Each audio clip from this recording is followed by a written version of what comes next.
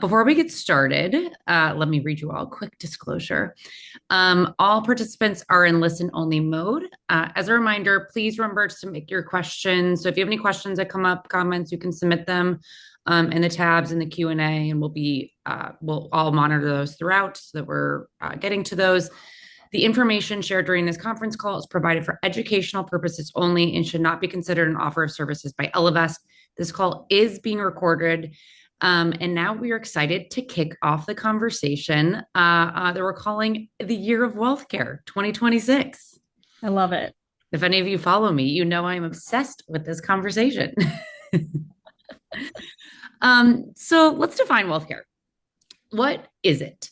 And so, we're going to kind of dive into some examples, how to look at this in practice. But really, we look at how we're defining it in like a dictionary definition here.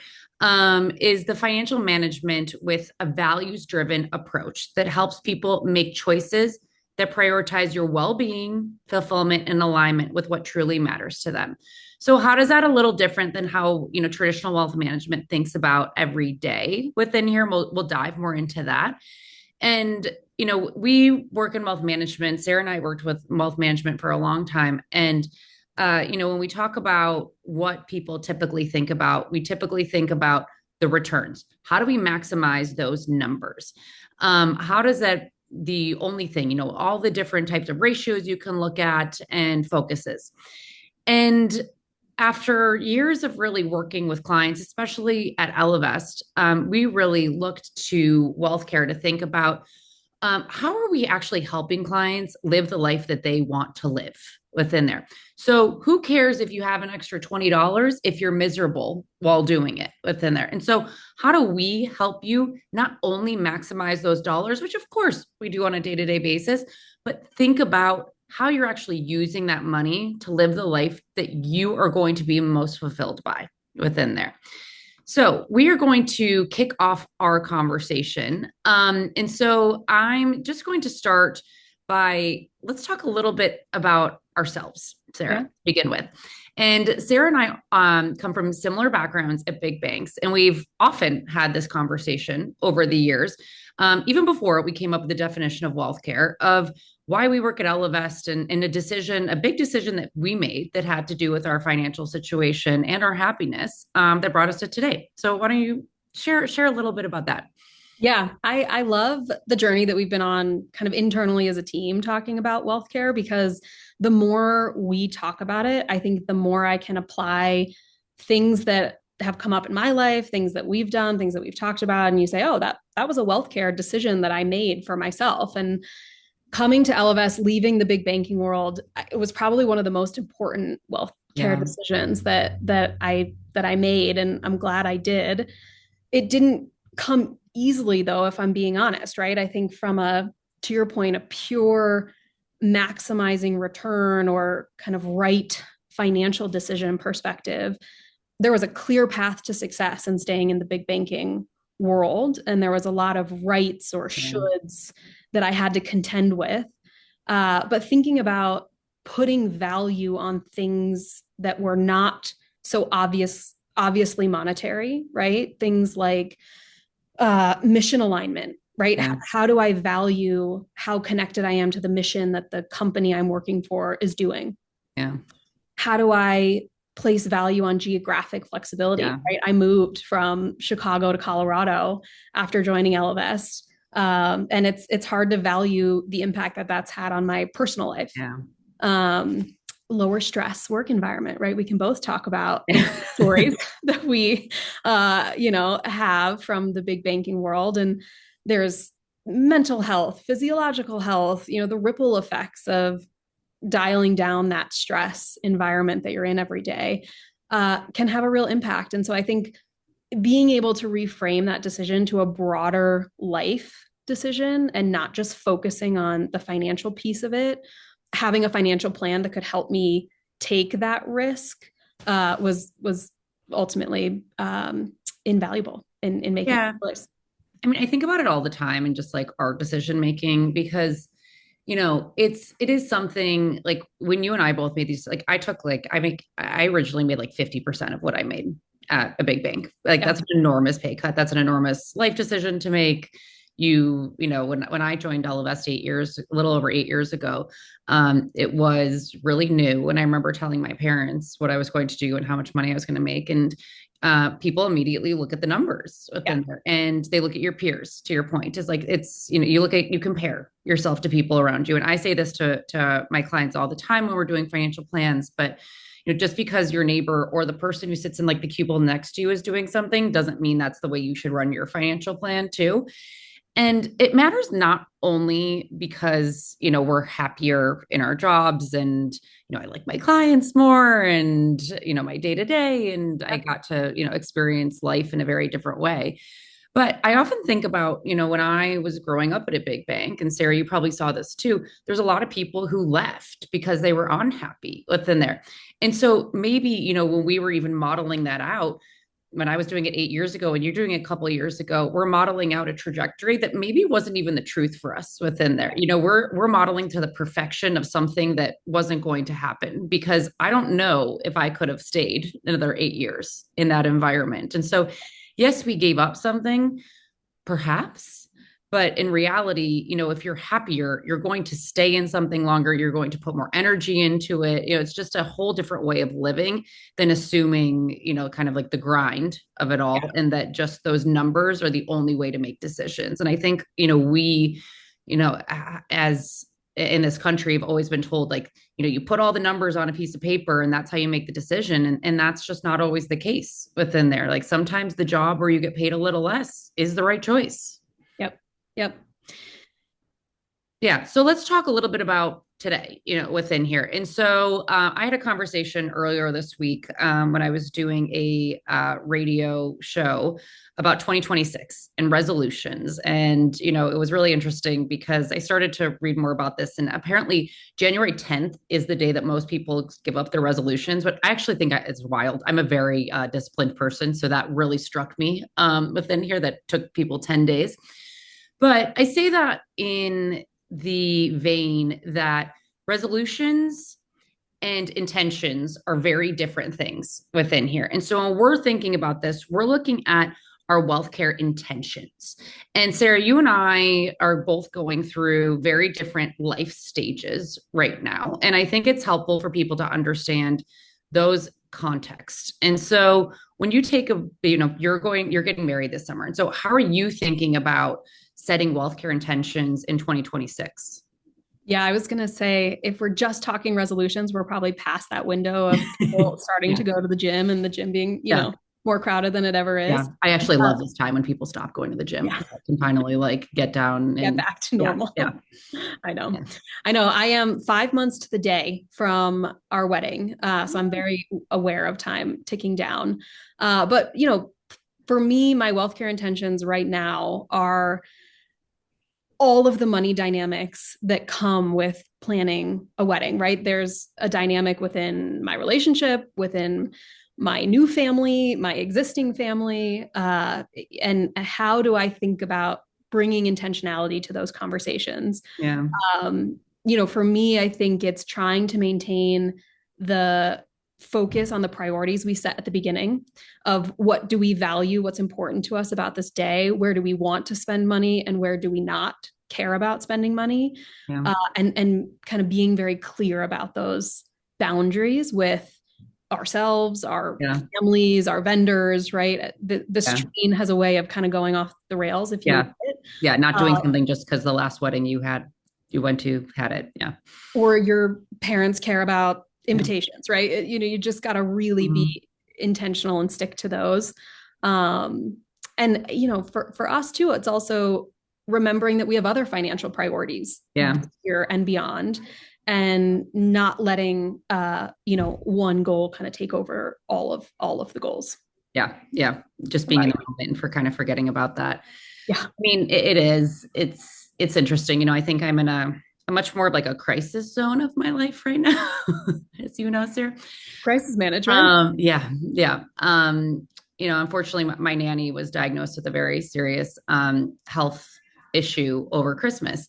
And it kind of threw my life into a tailspin. And so, my wealth care for this year looks very, very different within that. A lot of it is, how do I even show up at work? How do I even show up in life? And, some of the things have just been delegating things to other people within there and having to decide what I can and can't do on a day-to-day basis. And so, like, even as we think about, I've had to look at tools in order to do that. And, one of those was that I found, I met actually at a conference, this woman who runs a executive assistant service focused on like women who work. And, I had to put a couple $100s a month. And so look at my budget and think about how I'm moving money around and put money to that, because that was something that I just can't do all the day to day within there. I can't move my son from the gymnastics class he's on Sunday to the hockey class that he wants to take. I just don't have that capacity in order to do that. And so really finding that person, because, you do have to start to think, is it the right thing for me to do everything? And then so to spend the time that I have with my kids where I'm not kind of just trying to deal with work and doing things, is that the right way to spend my time within here? Or can I outsource that and put that into my budget? And maybe that takes away from a couple of other things, but feels worth it over the long term when I'm trying to work, interview nannies, and take care of my kids all at the same time within there. And so, I think it is, you have to take a step back and understand like what you're really capable of doing at any one time. And, I was talking to one of our portfolio managers about this a few times, but I think we've all had instances where we've had to, for lack of a better term, throw money at a problem within there. And you have to be prepared for those types of things too. And that's part of life. And that's part of your wealth care. And that's part of making sure that you have that happiness and that I don't, totally lose my mind over these few weeks. Because I think, I would have had at the beginning of it, to be honest, I was like, I need to take a sabbatical. Like, I can't do this anymore. I can't. And so that's not a good plan either. And so being able to delegate that is really, really important. I think you've used some tools as well. Yeah, this came out of, one of our team members using a good budget tool, Copilot, with all of the wedding expenses and our life today. That's been a huge tool for me, right? I think it's being able to expand the conversation to, what do I need right now? How am I solving that problem for myself with a tool, with a conversation with my planner to figure out where there's room in the plan to adjust? It's not just, how do I keep my head down and make, again, the right financial decision or the conservative financial decision, but how are we more kind of expansive and flexible in thinking about allocating funds or allocating our time or making decisions to improve our life right now? And I think if it is so individualistic, right? If you're out there thinking, wow, I wish I had a tool to help me do this. I wish I had something to help me free up this amount of time, or I'm stuck here. There's probably a company that does that, right? Yeah. These days, yes. And so, we'll continue. Definitely, we're trying to, champion wealth care partners for our clients as we go, because these things just keep coming up, right? Tools just keep coming up to be really impactful. Yeah, make our lives a little easier. There's no shame in that. Yeah. So let's bring in what we do in, the markets every day and thinking about financial planning. And so we ended 2025 as our third kind of standout year in equity markets, with S&P 500 up 16%, you had the NASDAQ up 20%, and you had European and emerging markets up 25% plus, within here. And so these were very, very good years, followed by, you had years, S&P 500 years in 2023 and 2024 up 25% as well. And so we've seen three phenomenal market years. Last year, as people who talk to people about investments every day, I think, Sara, you would agree that there were very few times in the year that people felt that we were having such a good year. Absolutely. And there were so many things that happened. We had April within there, and then the tariffs and what was going on. The markets were going nuts, and a lot of people really freaking out. And we've even seen a lot recently. And so, if we thought we were going to get stability at the beginning of 2026, I think we've seen anything but stability at the beginning of 2026. And so, when we think about what that future really holds, I think there's a lot of emotions that come to a lot of these decisions as well, and that's really important in how that plays into your wealth care. And so, when you're dealing with clients on a day-to-day basis, Sara, like how are you seeing clients react emotionally in whether it's 2025 or like the past week and a half? Yeah. And how do you work with them on wealth care to really reset that and help them look at their actual intentions? Yeah. I think money decisions are always, or 99% of the time, emotional, but I agree. I think there's been that heightened sense where this angst or anxiety is really at the forefront of every conversation that we've been having with clients. And it's come up in a number of different ways, right? I think, clients that are looking to readjust a financial plan to Yeah. see if they can live abroad, right? For more of the year or Yeah. all of the year, right? Yeah. Trying to Forever. geographically, right? What does that mean for portfolios? Kind of going back to the idea of maximizing return, right? And having a sole singular focus on that. Clients looking to screen out companies that Yeah. they kind of are more and more misaligned with. Having that conversation of, if you're only focused on returns, the likelihood that you're going to screen out a big tech company is low. But if you're thinking about valuing your alignment, I think Sara froze. I don't know if that's just for me. shoot, did I? Sara, you're frozen. Um, but I can kind of continue on some of the examples that I've seen. And so, it's really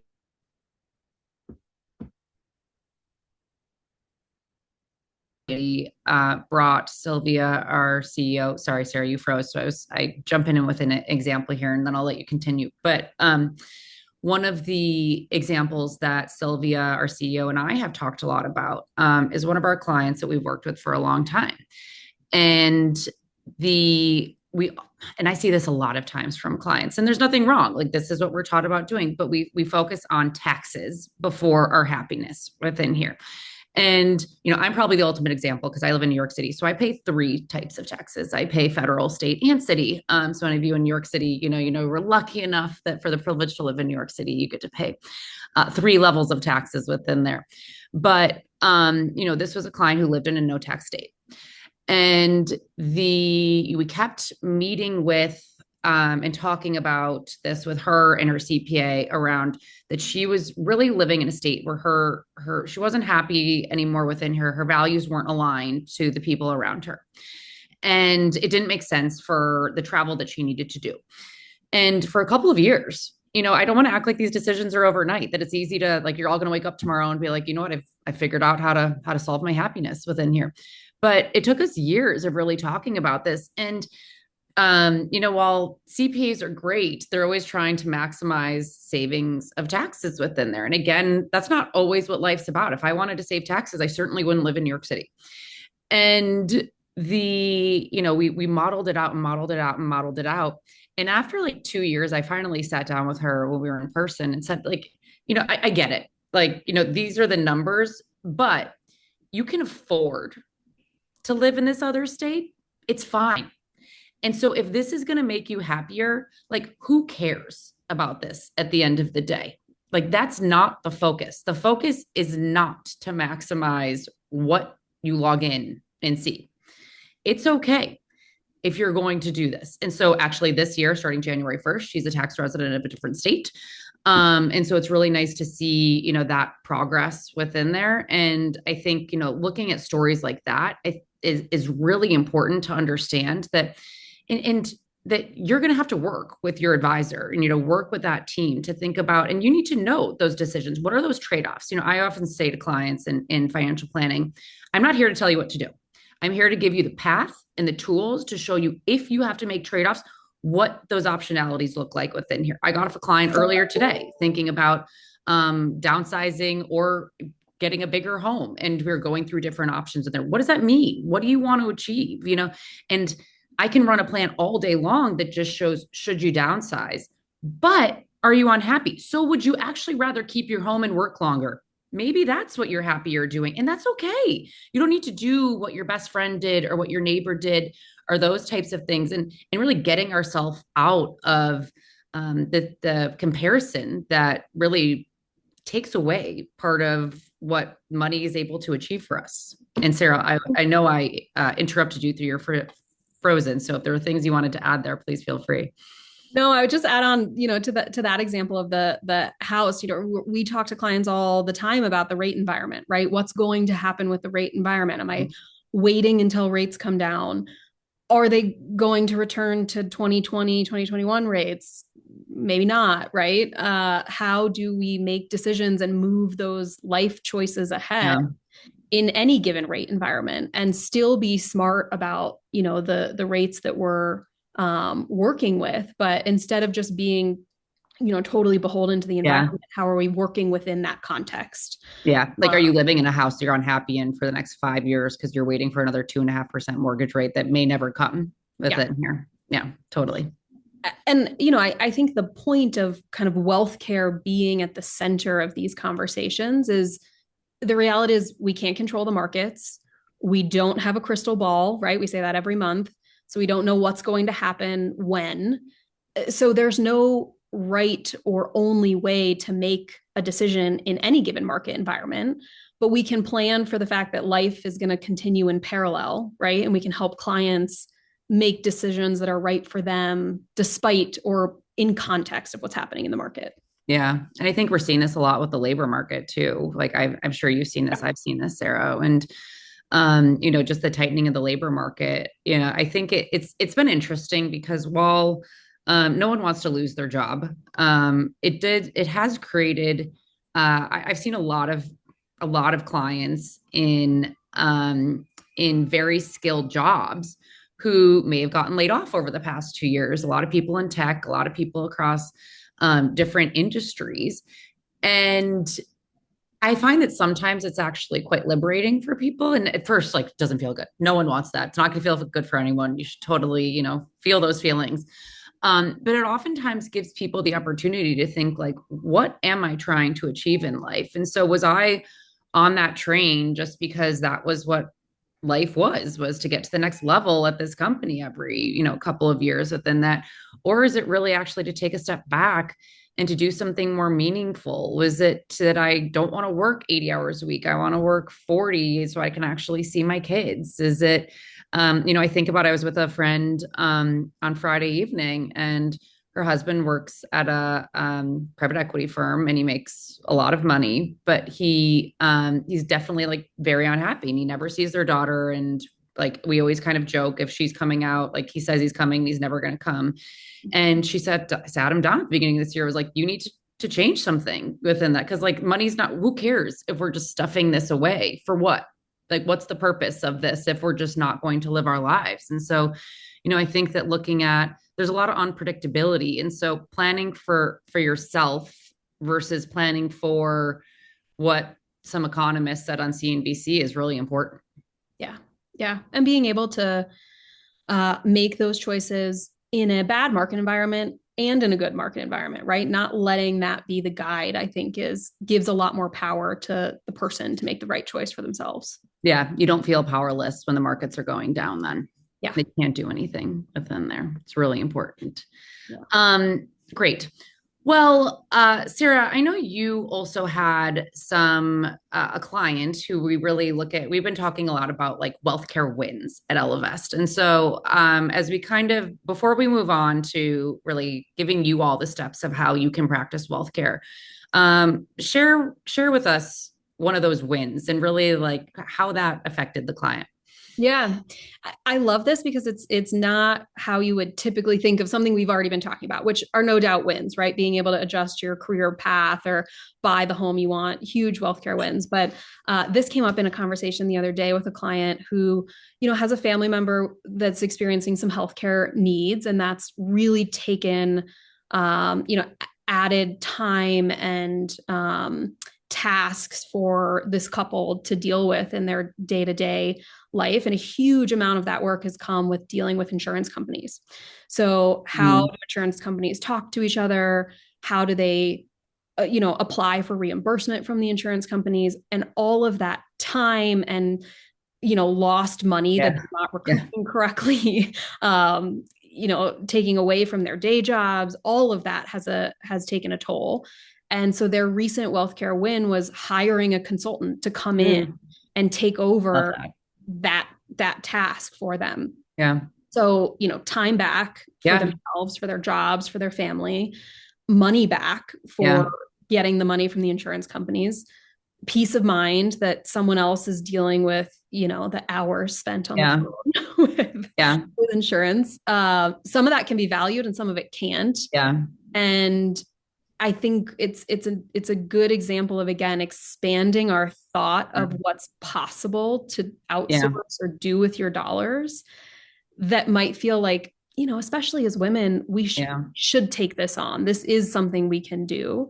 We don't need to. And if we can make a different choice and then the financial plan can support making that choice, it's a Yeah. win. Like, let's I really celebrate that. resonate with that. I think I should take a page of that book, actually. If you all saw the spreadsheet for hiring a nanny, my husband joked, he's like, "Are you starting a nanny agency? You're like all these columns and all these names and the phone numbers and reference and the dates and all these things." It's like, I think you could start a whole side business here. So I think I should probably pay someone to start doing these things, because I should take a page out of your client's book and get my time back. Listen, these types of tasks you can apply to aging parents, caring for kids getting into college. A lot of that burden falls on women, right? It just does. Yeah. And so, how do we give agency and kind of celebration to being able to make a choice that helps take that burden off? I think is awesome. Awesome. Well, as we come to a close, let's talk about how you can all practice wealth care. And so I'll kick us off with just really thinking about, like, how do you even begin this conversation? And I have this conversation with people all the time now, but really taking a step back and thinking about what life do you want to live within there? And so my husband always jokes, because I always, like, whenever we sit down, he talks about things. I'm like, where do you want to be in 5 years? Where do you imagine yourself? And sometimes he's like, I don't know. I'm like, this is too much, like too far. Whenever we're making even like today decisions, I'm like, this matters to where we are in 5 years. But really thinking about, what are those values? And then thinking about how you're spending your life, your money, all these things today that do or don't align with what that means. And so I would guarantee basically no one sits down and says, here are my values, here's how I'm spending my time and my money, and thinking about how are those two things aligned or misaligned within there.